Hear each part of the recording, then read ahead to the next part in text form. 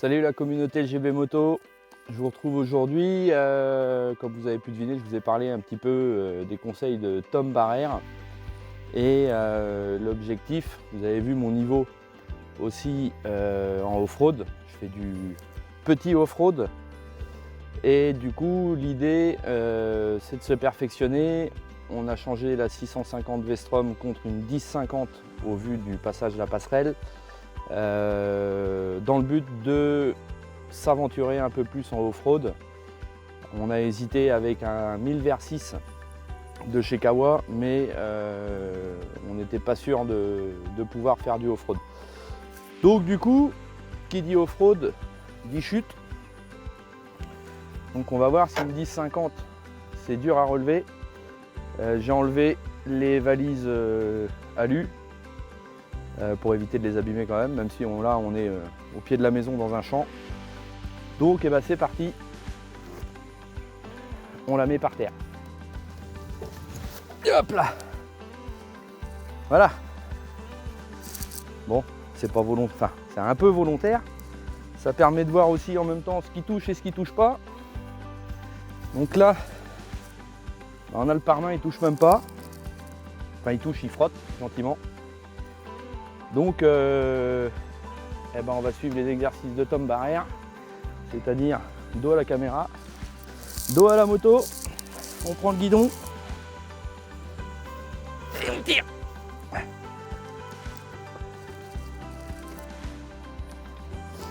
Bon à première vue comme ça se relève plutôt bien. Ça se relève plutôt bien, c'est pas si mal. Bon, qu'est-ce qu'on a comme trace? On a un peu de terre là, mais c'est 2 fois rien. Donc voilà, première étape, c'est fait. Relevé de moto, c'est good. Alors un autre exercice que j'ai vu sur la chaîne YouTube de Tom, c'était le point d'équilibre de la moto.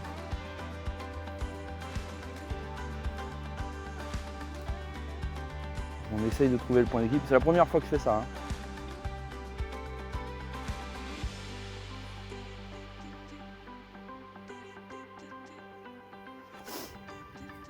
Donc là, le but, c'est de faire le tour de la moto.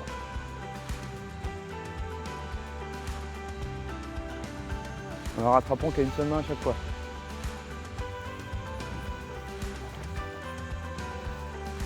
On va se laisser emmener.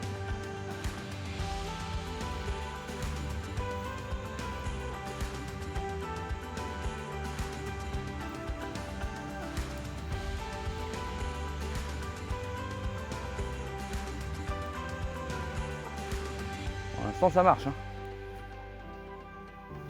On va faire avec la main gauche. Je suis droitier de base. C'est moins évident avec la main gauche.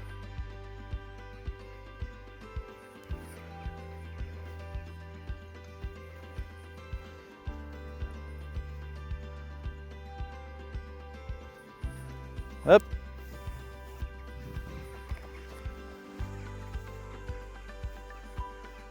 Vendu. Celui-là c'est fait. Bon, on peut peut-être sauter une étape ou deux. On va aller chercher directement le porte-paquet.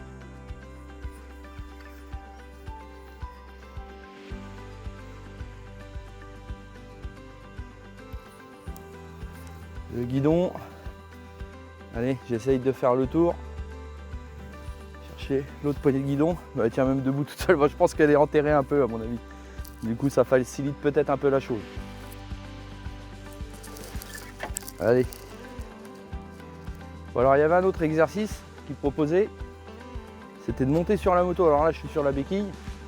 C'était de monter sur la moto sans béquille et d'aller chercher directement l'autre cale-pied. Alors là, je le fais sans valise. Je suis à peu près sûr qu'avec les valises, pour moi, c'est impossible. De par la largeur de la moto avec les valises. Et de deux, de par mon problème de souplesse. Parce que moi et la souplesse, on est super fâchés. J'ai mon gamin qui est derrière la caméra qui se prend la gueule. Mais c'est pas grave. Bon, on va essayer comme ça vite fait. Voilà, déséquilibré volontairement.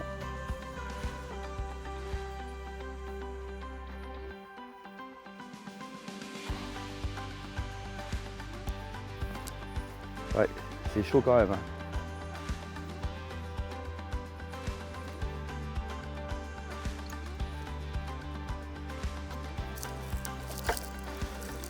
C'est pas évident. Parce que même sans cale-pied, enfin même avec la béquille,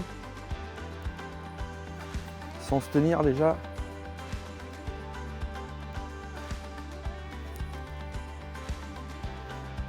j'arrive même pas. Je pense que c'est un truc qu'on va travailler et qu'on verra plus tard. Si je la couche, ah ouais, ça force sur le parmain quand même.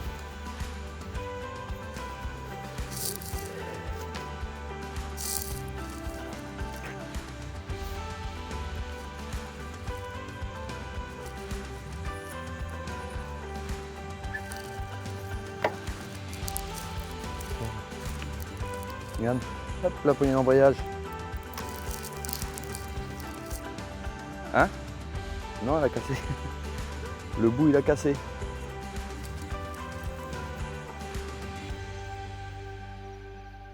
C'est pas grave.